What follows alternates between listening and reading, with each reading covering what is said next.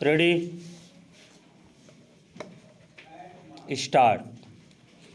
America में राष्ट्रपति चुनाव में डोनाल्ड ट्रंप की जीत के बाद जब यह माना जा रहा था कि रूस और यूक्रेन के बीच जारी युद्ध समाप्त हो सकता है, तब वह खतरनाक मोड़ लेता दिख रहा है।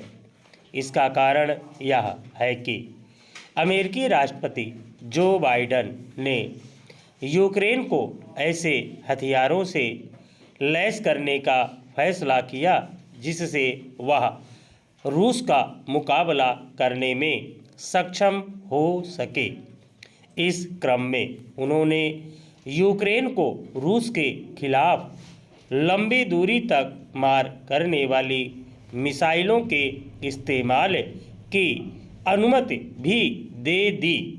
यह अनुमति मिलते ही यूक्रेन ने रूस के खिलाफ ऐसी मिसाइल का इस्तेमाल करने में देर नहीं की।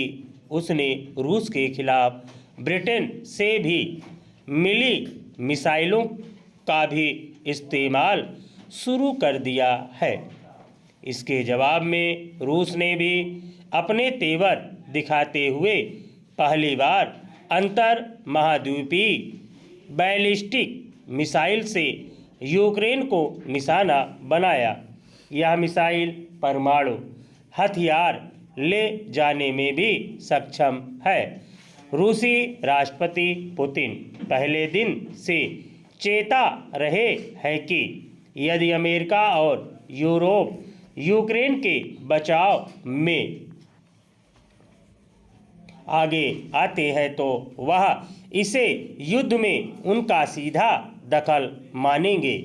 अब रूस ने यूक्रेन के साथ अमेरिका और यूरोपीय देशों को धमकाने के लिए परमाणु हथियार इस्तेमाल करने के नियमों में बदलाव करने के साथ यह भी कहा है कि वह पोलैंड स्थित अमेरिकी एयरबेस को निशाना बनाएगा। पता नहीं आगे क्या होगा, लेकिन यह ठीक नहीं कि जिस युद्ध के समाप्ति होने की आशा जगी थी उसके और भड़कने की आशंका पैदा हो गई है।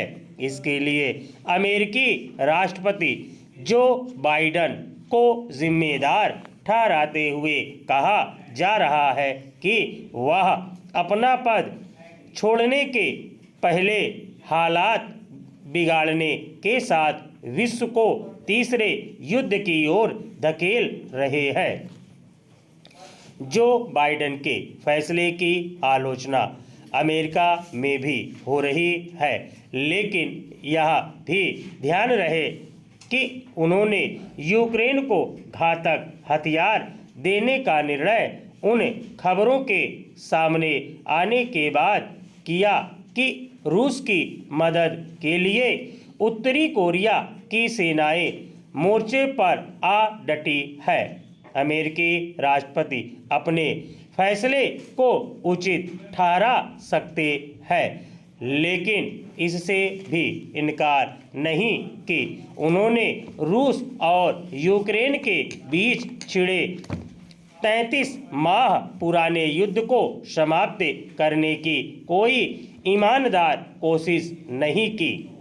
अमेरिका की तरह यूरोपीय देशों ने भी उन कारणों का निवारण करने की जहमत नहीं उठाई जिनके चलते रूस की सुरक्षा चिंताएं बढ़ गई थीं और जिन्हें दूर करने के बहाने उसने यूक्रेन को निशाना बनाया। वैसे यह समझना भी कठिन है कि रूस यूक्रेन की ज़्यादा से ज़्यादा ज़मीन पर कब्जा कर क्या हासिल कर लेगा। अब जब रूस यूक्रेन युद्ध भड़कने की आशंका बढ़ गई है और डोनाल्ड ट्रंप के राष्ट्रपति पद पर आसीन होने में देर है, तब भारतीय प्रधानमंत्री को बीच बचाव के लिए आगे आना चाहिए। स्टॉप।